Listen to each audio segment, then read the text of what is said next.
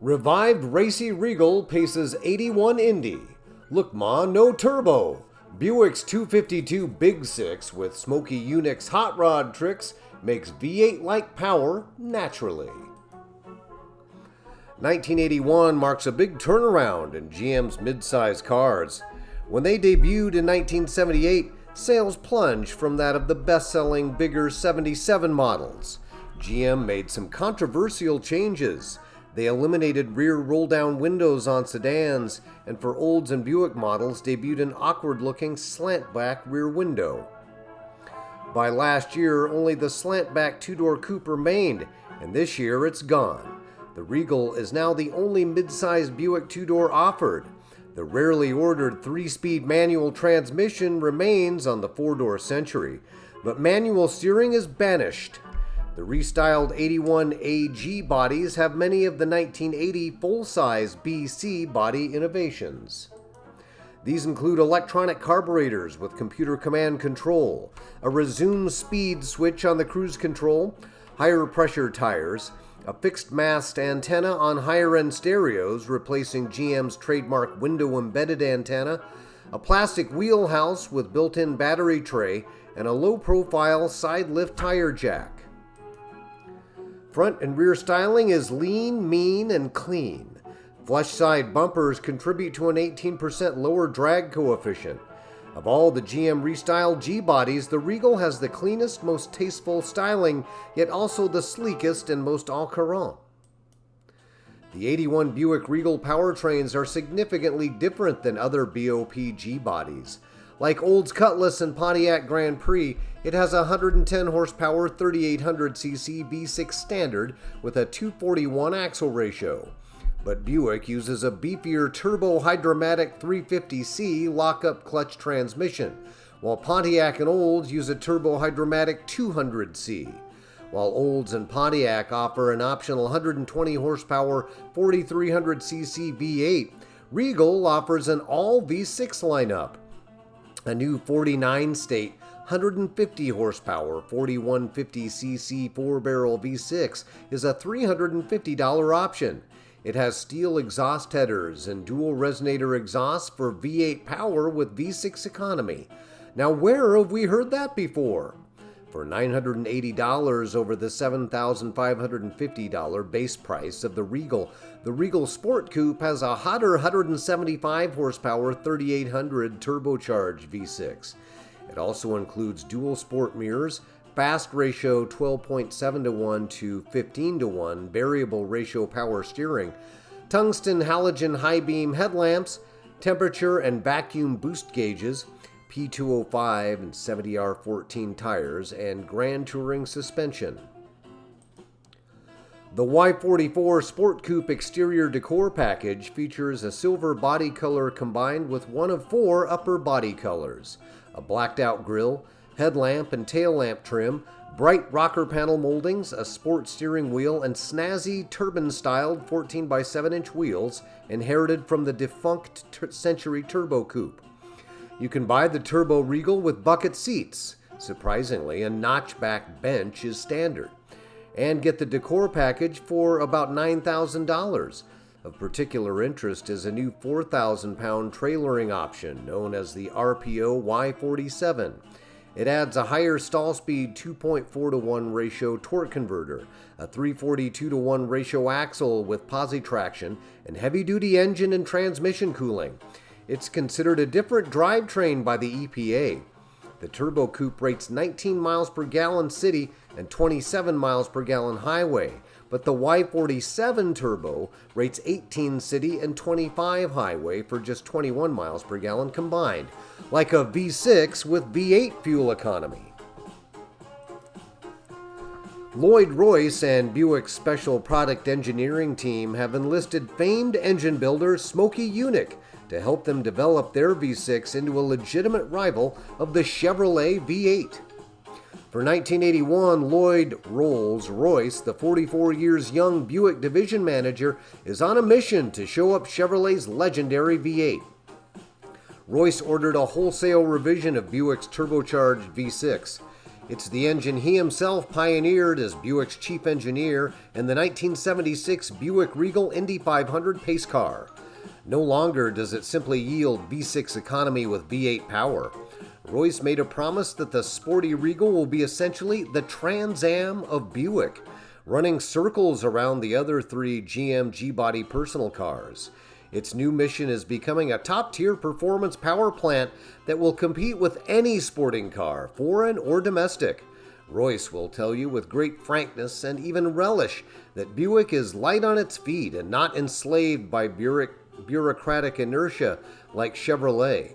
Royce learned this the hard way by becoming director of engineering at Chevrolet in the fall of '78, then quickly returning to Buick as general manager in 1980. For 1981, Buick engineers have transformed the V6 to compete with V8s of far greater displacement. For 1981, the Clean Air Act has pushed GM's computer command control, which debuted last year in full-size cars, into nearly all GM engines. The 3800 Turbo now shares parts with the high-output 4150cc 4-barrel V6.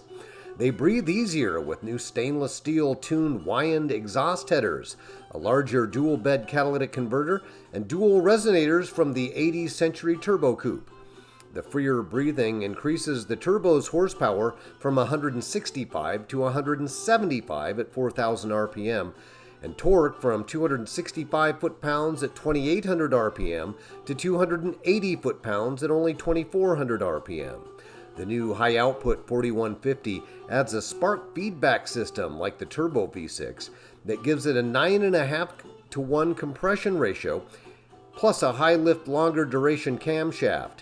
It jumps from 125 horsepower at 4,000 RPM to 150 horsepower at 4,400 RPM. Torque rises from 205 foot-pounds at 2,000 RPM to 220 at 2,800 RPM. A high-pressure oil pump improves durability and engine longevity under sustained high loads. To commemorate the apotheosis of Buick's most popular car, Regal will pace the 65th running of the Indianapolis 500, only the 5th Buick to do the honors. It has a 281 horsepower 4150 V6 that is not turbocharged. The Buick Indy pace car, created by American Sunroof Company, is a half convertible and half T-top. The rear section folds down so you get an open-air car with a roll bar. Since 1978, a vast array of heavy-duty performance parts have been produced by Buick and aftermarket suppliers. Smokey Yunick has now pushed a normally aspirated 231 cubic inch V6 to 375 horsepower. Yunick's mighty V6 uses a stock rolled fillet turbo V6 crankshaft. Buick's heavy-duty turbo block has thicker main webs and enlarged oil pickup passages. New cylinder heads have raised ports for better flow. There's a heavy-duty fuel pump and stronger connecting rods. For the actual pace car, the aftermarket parts boost output to a heady 281 horses. Crane supplies aluminum adjustable rocker arms, heavy-duty valve springs, and a high overlap camshaft. Moroso produces a high-capacity oil pan, block girdle, and dry sump system. Wyand supplies the steel tube headers. Carrillo makes a forged connecting rods, and TRW is supplying heavy-duty valves and 12-to-1 compression ratio pistons. The pace car also uses an electric cooling fan taken from the Skylark X-Body car that adds over 10 net horsepower. Cars and Concepts will offer 1,500 pace car replicas with a T-hatch roof, stripes and decals, and a detuned version of the pace car's full-race V6. The limited edition pace car sells for nearly $11,500. That's Buick Electra money. $2,500 more than a well-equipped Turbo Regal. Royce wants Buick to advance the V6 into the realm once occupied by the massive 455 as the power plant for the big Electra, as well as the basis for a muscle machine. The production model uses the new high-output 252 4150 V6 and ditches the engine-driven fan for the front-drive Skylark's electric cooling fan. It grants the replica pace car 160 horsepower. Both the pace car and replica get the Y47 trailering option with the 342 axle ratio, heavy-duty automatic, and posi-traction differential. While Buick's Regal pace car has a flashy exterior and a hot rod V6 under the hood, the instrument panel is boilerplate Buick, though a great deal of it is dedicated to gauges. One is a clock the size of a speedometer. The lower tier of gauges is mostly blocked by the steering wheel. It's all too evocative of the bad old days. It's a pity Cars and Concepts couldn't have covered the wood grain dashboard with aluminum or color-keyed trim. The bucket seats are very comfortable and recline, and the velour upholstery grips the driver, keeping him securely behind the wheel. That is a commendable aspect in a car with such great handling and lateral grip. Despite the unsilenced intake and crackle from the dual exhaust, the well-insulated interior is quiet and comfortable in the Buick idiom. Regal makes a great family car with rear leg and hip room suitable for adults, but it's nearly as quick as a Camaro Z28. The interior is utterly tame compared to the wild American Sunroof Company pace car interior. Perhaps the sexiest aspect is the sport steering wheel, which was unchanged for the actual pace car. It does have a full complement of Electra-like luxuries like power windows and locks, and an AM/FM ETR stereo. The console shifter is sporty, but doesn't ratchet like the drag-oriented supercar automatics of the 70s. This makes it easy to skip from first gear to drive. The high-revving 252 goes faster when you hold the gears manually in quarter-mile sprints. Regal is not just a pace car, but a real race car as well. Buick is a winner in the NASCAR for the first time in a quarter century. The more aerodynamic Regal has made a big splash by winning a majority of races so far. Richard Petty's Regal even won the Daytona 500. The Regal's 112-inch wheelbase G-body platform must be shortened to NASCAR's new 110-inch regulation wheelbase. Performance. In our road test of the 78 Turbo Regal, we found the acceleration was on par with a moderate V8. The pace car's hot rod V6 combined with the Y47 drivetrain makes the Regal a bona fide performance car. Off the mark, the higher stall speed torque converter and 342 axle ratio offer muscular breakaway power. The Buick will squeal both tires off the line, but without excessive wheel spin. The new 252 builds revs quickly, as the hotter new camshaft boosts output considerably above 3,000 RPM. The engine has a wider RPM band to dish out its extra 35 horsepower. The 220 foot-pounds of torque at a higher RPM also expands the area of the power band. When the engine settles into 3,000 RPM at 68 miles per hour after the 2 to 3 upshift, it still is batting out peak torque. 0 to 60 comes just under 9 seconds, and the quarter-mile ET is 16.6 seconds at 84 miles per hour. This is actually slightly faster than the times we got with the original Turbo Regal a few years ago. We think with the aggressive gearing of the Y47 option, the 175 horsepower Turbo Regal will be nearly a second faster than the Pace Replicar. Handling. In past road tests, we've noted that Buick's turbo cars enjoy a handling advantage over iron block V8 cars, since their overall weight and front-to-rear weight ratio is better. Even loaded with options, the test car weighed barely over 3,300 pounds. The P205/70 tires were barely up to the task of keeping the more powerful car connected to the macadam. On our high-speed handling course, which is conducted on a long abandoned airstrip, we ran entirely in second gear, which kept the engine RPM and power level high. We had almost forgotten that higher compression engines have better engine braking. This makes the rear end more prone to breaking loose from small variations in the brake pedal pressure leading up to a corner. We registered some impressive lap times that compare well to smaller and more exotic cars.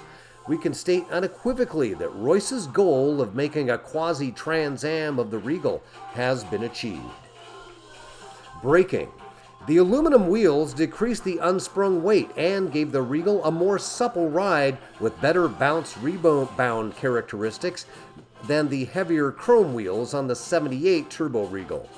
In past years, Detroit offered finned look wheels that were merely a polyurethane cover over a steel wheel and that actually served to insulate the heat built up in the brake drums.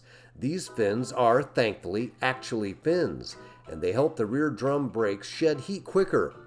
Going back into the mists of time, Buick was known for great braking thanks to finned aluminum brake drums, and the Regal with these wheels does a fine job of fighting off brake fade. We were able to brake very hard and late into corners. On the high-speed handling course, in repeated high-speed panic stops, the brakes did an admirable job that compares well not to just US cars, but European ones as well. We've got a series of 460-0 stops around 130 feet. That's braking that deserves accolades. Economy. The Buick V6 has been a disappointment in fuel economy since it reappeared in 1976. Sure, it got better economy than a V8, but at the cost of asthmatic performance. Now that Royce has declared that economy is not his priority, it seems much more satisfactory. A strong 22 mile per gallon car is a much better deal than a limp 23 mile per gallon car. The star in our 22 mile per gallon highway showing and 18 mile per gallon mixed test loop is the high compression ratio made possible by the Spark feedback computer. Best Supporting Actor nominations are the new lockup torque converter and the decreased aero drag of the new body. The easier breathing exhaust and longer duration camshaft help compensate for the higher cruising RPM of the 342 axle ratio by decreasing air pumping losses. Though Buick prices it more than Pontiac and Olds V8s, the high-output 4-barrel Big Six offers much greater power and better economy. Conclusion. If you want to jump on the Regal's publicity bandwagon, run out and get an Indy Pace replicar. But there are good reasons to actually avoid it. The main one is the standard T-roof panels, which we cannot recommend. Though the T-roof did not leak in the rain as some others we've tried, it did tend to squeak over big bumps and during the handling test. It decreases the chassis stiffness and quietness of the car all the time, and we only removed the panels once. The sliding moonroof is a better choice for sun worshippers. We'll complain about the lack of tachometer once again too. It's a confounding reminder of an awkward, ill-handling bench seat Buick of the past. The Regal is better than this, and an $11,500 car should not have irritating deficiencies of this magnitude.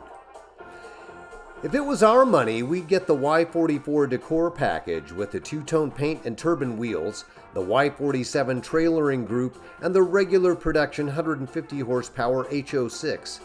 Regal is making quite a splash this year, and we're glad to report that there is a real benefit to customers and not just NASCAR or Indy 500 fans.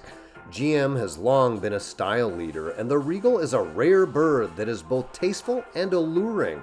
It's a big improvement on a car that was already attractive. The new Spark Control 252 V6 and Y47 drivetrain are well worth the investment, but overall, the racy Regal has truly blossomed into the legitimate sporty car that Lloyd Royce envisioned.